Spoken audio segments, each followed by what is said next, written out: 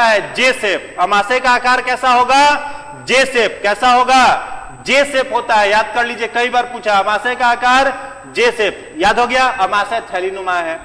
अमाशय 10 inch का है, 4 inch का है। किस आकार का होता है? जे शेप का। अमाशय किसके साथ जुड़ा हुआ है? ओसोफेगस के साथ। किसके साथ जुड़ा हुआ है? ओसोफेगस के साथ जुड़ा हुआ। अब ध्यान दीजिए, देखिए अमाशय का 3 भाग होता है। कितना भाग? 3 भाग। पहला भाग कहलाता है फुंडिक। क्या कहलाता है? फुंडिक। दूसरा पार्ट कहलाता है कार्डिक। क्या कहलाता है? कार्डिक। और तीसरा भाग कहलाता है पाइलोरिक।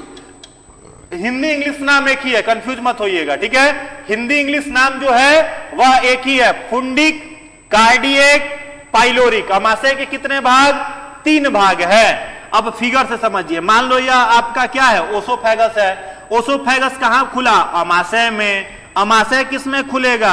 छोटी आंत में खुलेगा, इस तरीके से, ठीक है? तो देखिए अमाशय का जो भाग ओसोफेगस से जुड़ा हुआ है, इस भाग को क्या बोलते हैं? फुंडिक। क्या बोलेंगे? फुंडिक। अमाशय का यह भाग क्या कहलाएगा?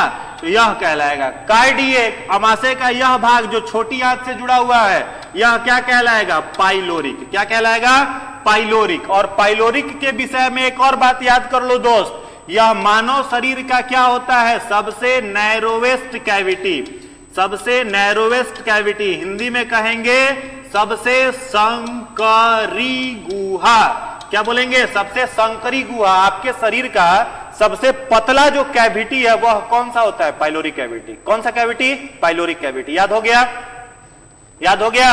चलिए जैकी कुमार सर गोलगप्पा सुन के बहुत लोगों के मुंह में हाँ कल खा लेना, आज पानी आ रहा है मुंह में तो ध्यान देते रहो, नींद नहीं आएगा उससे। कम से कम पानी जैसे आंख में मारते हैं नींद नहीं आता, वैसे ही मुंह में बना रहेगा तो नींद नहीं आएगा। चलो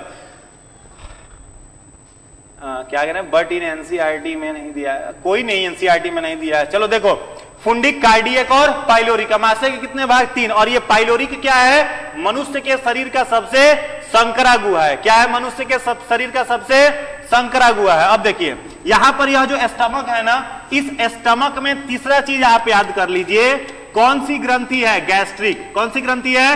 गैस्ट्रिक। हिंदी में इसे कहते हैं जठर ग्रंथि। कौन ग्रंथि कहोगे? जठर ग्रंथि। जठर ग्रंथि कहां पर है? जठर ग्रंथि कहां पर है? बताइए। अमाशय में। जठर ग्रंथि कहां पर है? अमाशय में। और यह जठर ग्रंथि कौन सा जूस निकालेगी? Gastric juice.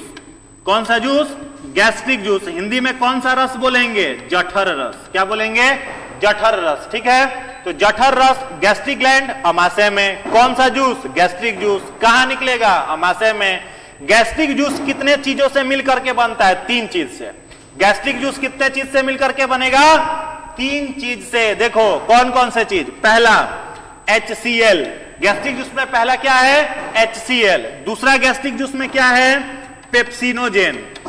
क्या है दूसरा? पेप्सिनोजेन। और तीसरा गैस्ट्रिक जूस में क्या है? म्यूकस। गैस्ट्रिक जूस कितने चीजों से मिलकर के बना? 3। फटाफट ध्यान दीजिए, क्या क्या है? HCl, दूसरा क्या है? पेप्सिनोजेन, और तीसरा क्या है? Mucus. Gastric gland, gastric juice, gastric juice, 3 चीज से HCl, पेप्सिनोजेन और म्यूकस। गाना की तरह याद कर